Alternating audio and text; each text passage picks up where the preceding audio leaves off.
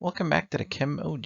Today we're going to be taking a look at a class of molecules known as constitutional isomers. And what constitutional isomers are is that these are compounds that have the same exact molecular formula. So in other words, they have the same number of carbons, same number of hydrogens, oxygens, nitrogens, bromines, chlorines, and so on.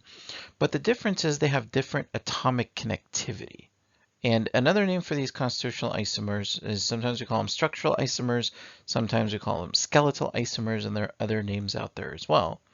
A quick way to recognize that you're looking at constitutional isomers is that they have different functional groups. Okay, so a good way to recognize that you're taking a look at constitutional isomers is also take a look at, all right, well, if they're connected differently, that also means that the functional groups on these molecules are not going to be the same either. And so because they have the same number of atoms, it also necessarily means that constitutional isomers have to have the same number of degrees of unsaturation. If you remember from a previous lesson, that is the sum of the number of pi bonds and the number of rings that are on the molecule. And so, for example, I'm looking at this molecule right here. It's got 6 carbons, it's got an oxygen, and a whole bunch of hydrogens. Same thing goes for this molecule, same thing goes for this molecule, same thing goes for this molecule. And so all of these molecules have the molecular formula C6H10O. 6 carbons, 10 hydrogens, 1 oxygen, but you see how they're all connected differently. And without having to sort of count everything, I can see very clearly that these guys have different functional groups.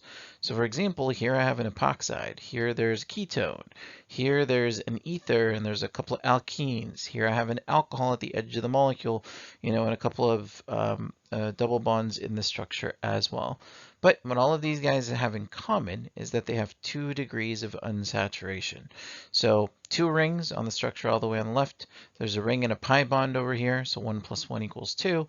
Here there are 2 pi bonds, and here there are 2 pi bonds as well. So because they have different functional groups, it also means that these constitutional isomers are going to have physical properties that are different from each other. So things like vapor pressure, their ability to get converted to a gas, their melting point, their solubility. A lot of times biologically, we think about things like taste with biomolecules. They're going to taste differently. So these constitutional isomers are going to have a lot of properties that are just simply not the same. And because they have properties that are not the same, generally speaking, they are quote unquote easy to separate. So we can take a look at how it is those molecules are different from each other and then come up with a lab technique that exploits those differences. But certain constitutional isomers are special. And what's special about them is that they have the ability to interconvert. So in other words, if I start out with one molecule, that molecule can shapeshift and become another one of its constitutional isomers. And those constitutional isomers, the ones that have the ability to interconvert, are known as tautomers. So let's take a look at one of the molecules that we saw from before. And it's this alcohol right here. And if I take a look at this alcohol, it has the ability to convert into this molecule. Okay, if I notice the difference between these two is that here I have an alcohol and a double bond next to it, and now it looks like the double bond switched places and it became between the carbon and the oxygen. But then there was a hydrogen over here, and that hydrogen now, got put on this carbon instead. So I had a double bond and a hydrogen kind of switch places. So let's take a look at a closer look at what happened. So Tautomerism, that interconvertibility between 2 constitutional isomers, involves resonance and, as you guessed, right, it involves the moving around or the transfer of a hydrogen. And in particular, what's going to move around is an H+, so hydrogen with no electrons around it, or what's called proton transfer. So that alcohol functional group could get deprotonated. And if we yank a proton off of that oxygen, now we will put a negative charge on this oxygen. And if you remember, anytime you have a charge with a pi bond next door, that represents the opportunity for resonance. And so those electrons can delocalize, they can move to the carbon next door, and that's going to cause these pi electrons to shift to this carbon over here, and that creates a carbanion.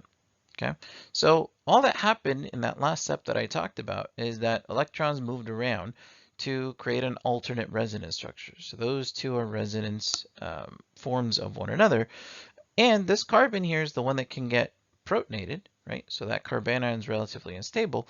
And if it does get protonated, then I end up with that aldehyde that we talked about from before.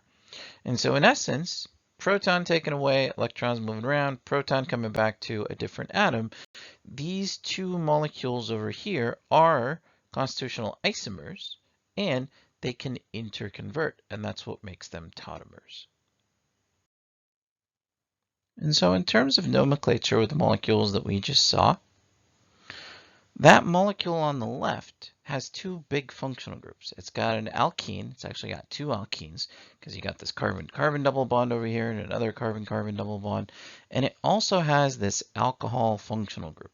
And so if we add those two terms together, alkene plus alcohol, we come up with the functional group that's known as an enol. So an enol is just a mix of two functional groups. It's an alkene and an alcohol, and it has to be the case that the carbon that is an alkene is also an alcohol at the same time.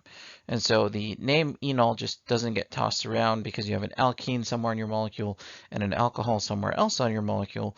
An enol only refers to a carbon that's both an alcohol and an alkene carbon, as you can see on this carbon over here. Okay. Now that molecule on the right happens to be an aldehyde, but this type of tautomerism can happen between an enol and any carbonyl. So it could have very well been a ketone, and that can happen as well. Another example of tautomers, it pops up with nitrogen-containing compounds. And so if you take a look at the molecule on the left here, right, there's a pi bond and there's a bond to a nitrogen.